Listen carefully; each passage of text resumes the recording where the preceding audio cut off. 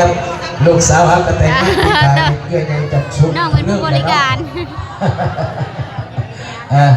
มันเริ่มแล้วเจ้าเอาเบื้องขวาอยู่พ้นช่วยอยู่บนลูกชายอยู่พ้นปัดนี่ถึงเลยเนาะ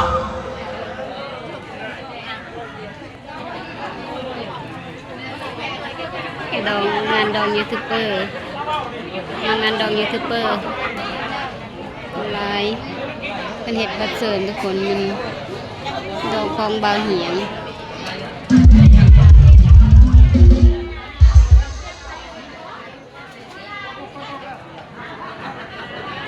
เจ้าเอาข้าพเจ้าเจ้าภาพขึ้นขันเนาะขออนุญาตอีกทีหนึ่งก่อนอื่นเฮียนท่านกันนำกันสูงของบ้านดงไงและก็นับถือแพงทั้งเจ้าโคตรลูกตาพร้อมด้วยบรรดาท่านแขกผู้พิเกียรติท่านยิ่งท่านทรายที่ได้สละเวลาอันดีค่าของพวกท่านมาห่วงในงานสร้างครอบครัวใหม่ระวังเจ้าบ่าวเฮียงสาริวงศ์และก็เจ้าสาวสายสมรทองอ่อนสำหรับงานแต่งทั้งเจ้าบ่าวเจ้าสาวจะได้ถูกต้องตามพิธีตามข้องถูกต้องตามพิธีของประเพณีของเราและก็ถูกต้องตามระเบียบกฎหมายบ้านเมืองทุกประการในวันนี้แม่นเป็นมื้อที่ว่ามีความหมายเป็นมื้อสันวันดีมื้อสีวันซอกมื้อประกอบวันงามเหตุให้งานแต่งของลูกหลานพวกข้าพเจ้าได้มีความปิติสุขชื่นและก็มีความสุขความสบายใจเนาะดังนั้นเจ้าภาพทั้งสองกับสองภัยก็ได้เชิญนำประธานแขกผู้มีเกียรติได้มาร่วมเป็นสักขีพยานให้กับเจ้าบ่าวเจ้าสาว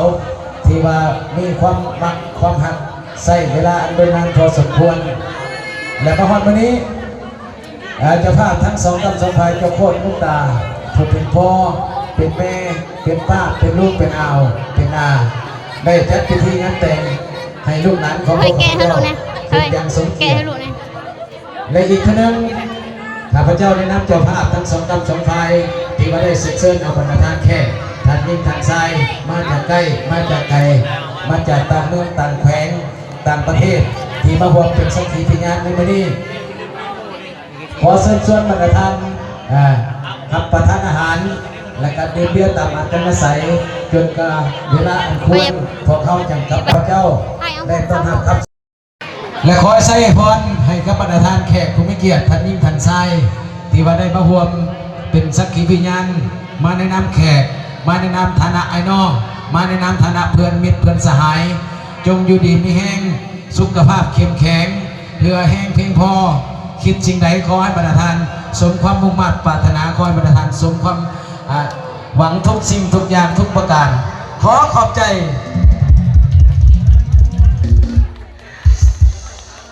เชิญเจ้าบ่าวเจ้าสาวเปิดระบบห้องพระธรรมเลิศน้ำหนาพระทางให้ครับบรรดาท่านแขกผู้มีเกียรติม้วนนบัดนี่ม้วนบัดนี่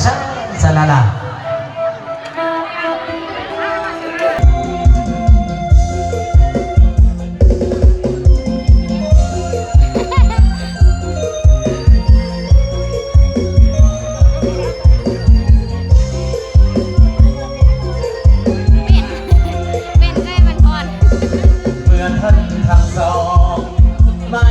เป็นคู่กันแล้ว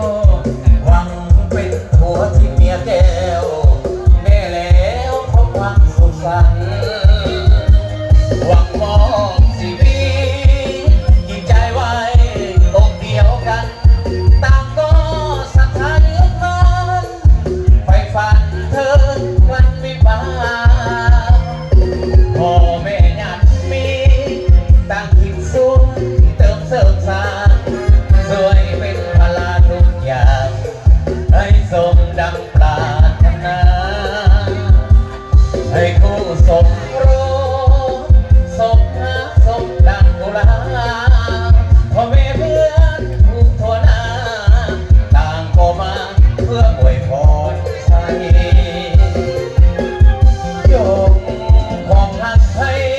ยืนยาวมันอย่าเปรพันวันเก่เท่าลงไปทรัพย์สินเงินทองพอที่ทั้งสองส